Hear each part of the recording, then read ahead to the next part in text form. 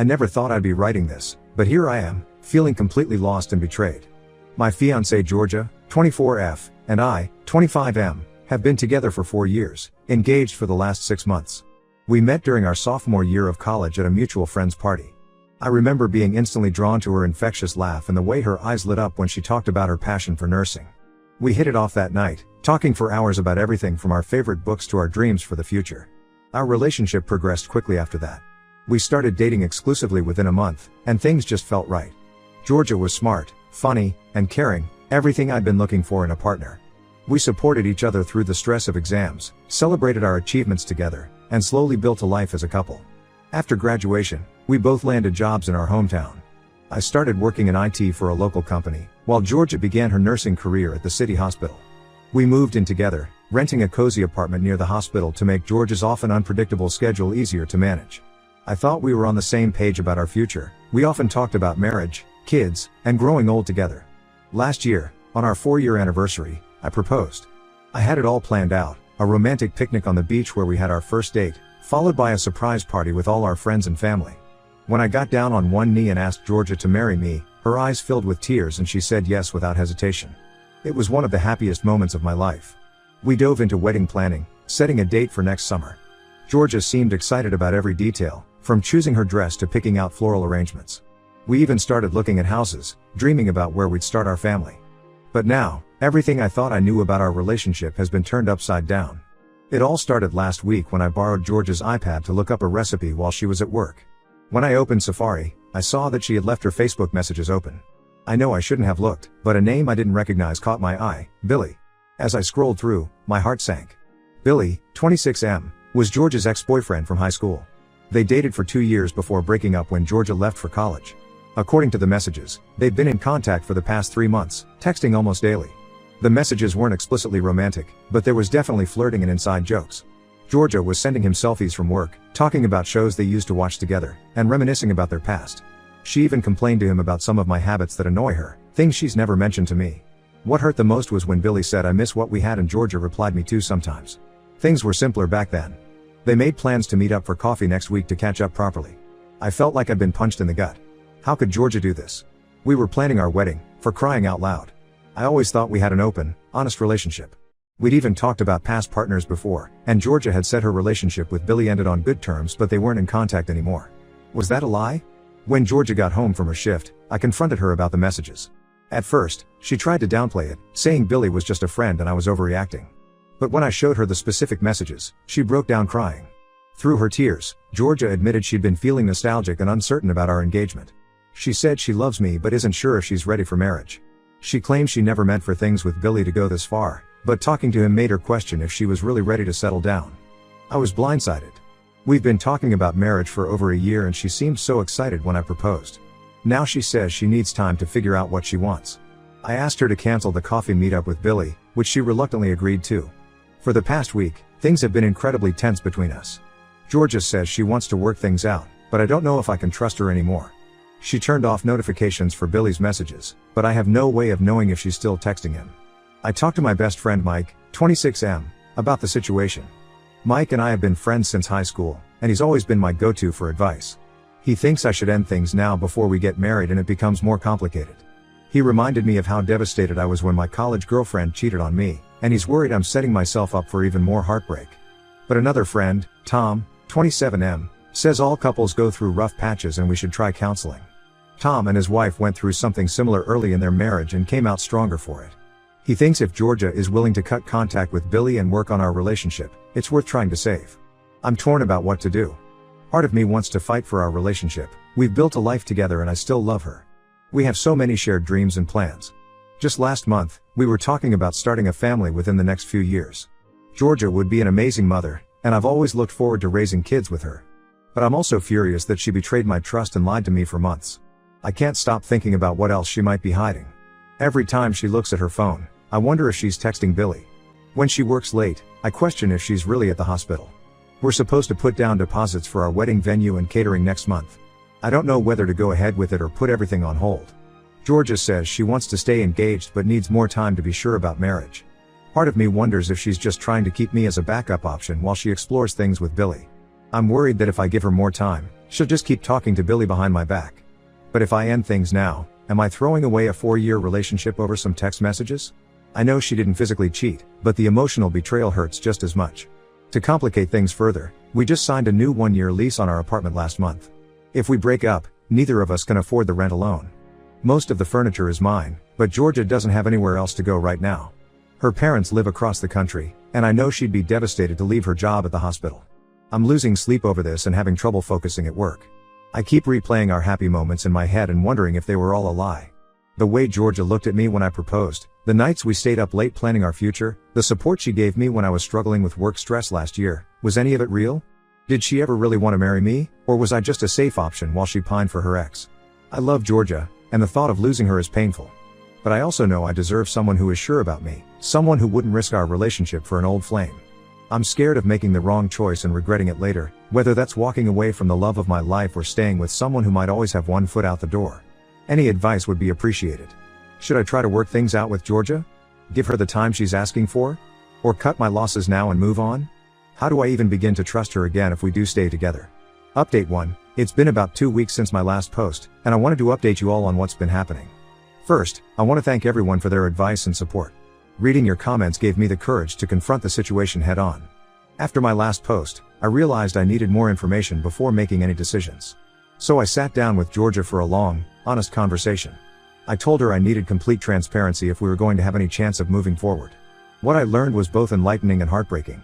Georgia admitted that her feelings for Billy had never fully gone away. They dated for 2 years in high school, from sophomore to senior year. They were each other's first love, and Georgia always wondered what if they had tried to make it work long distance when she left for college.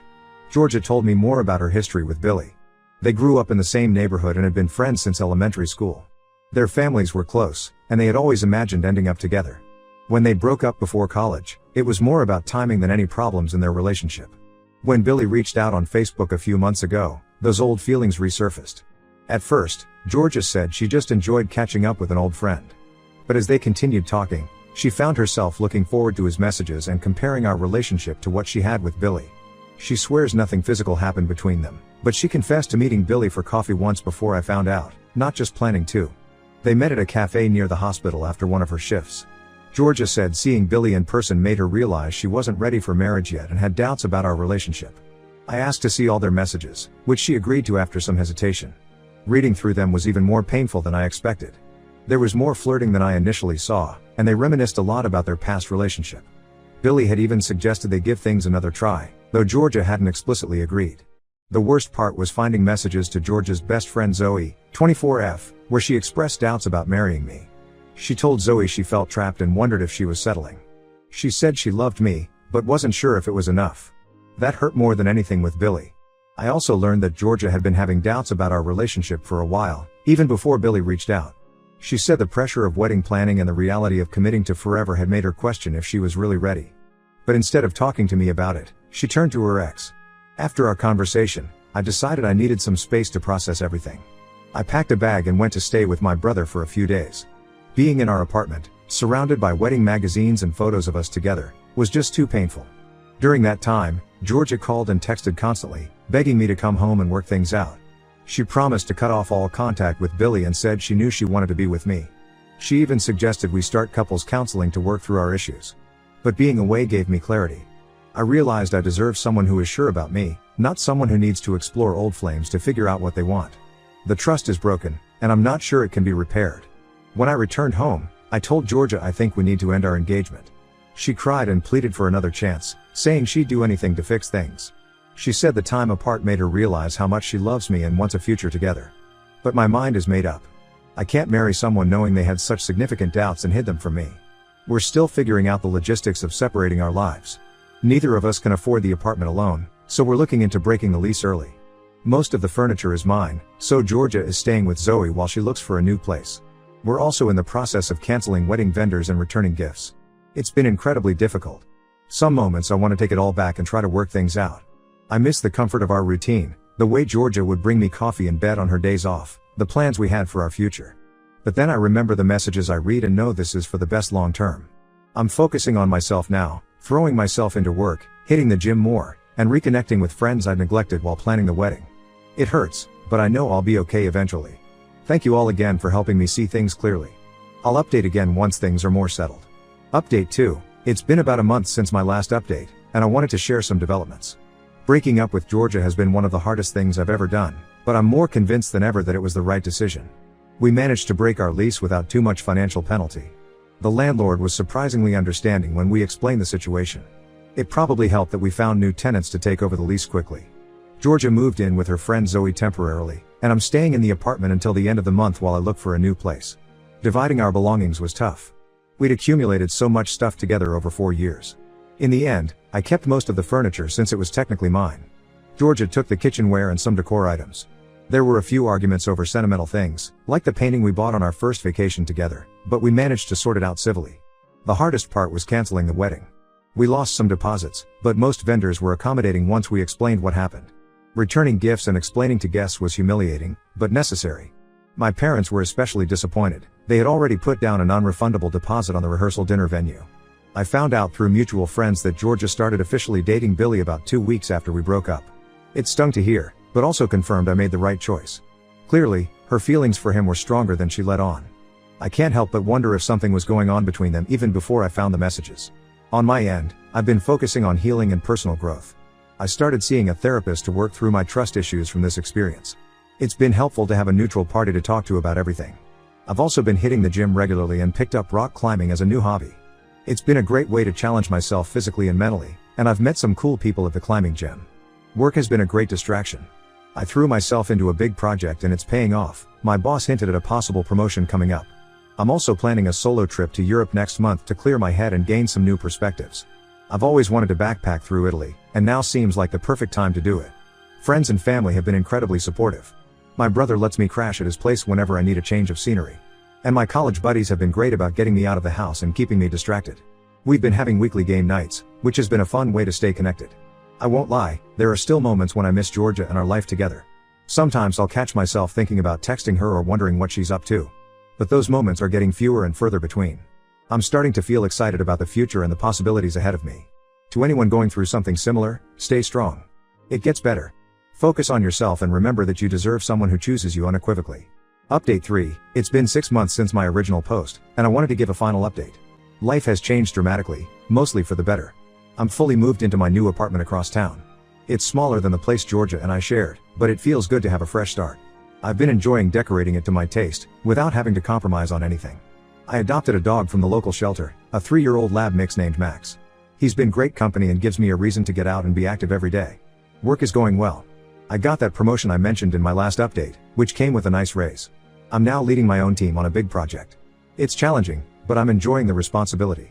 I'm traveling more for the job, which I'm enjoying. It's a welcome distraction and chance to see new places. As for my personal life, I've started dating again. Nothing serious yet, but I've met some interesting people.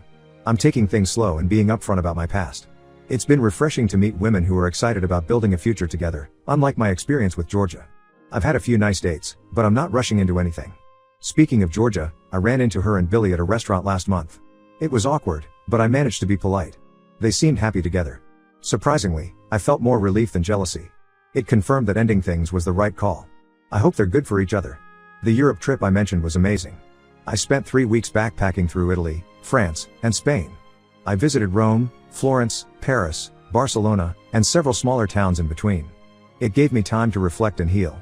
I came back feeling refreshed and ready for this new chapter of my life.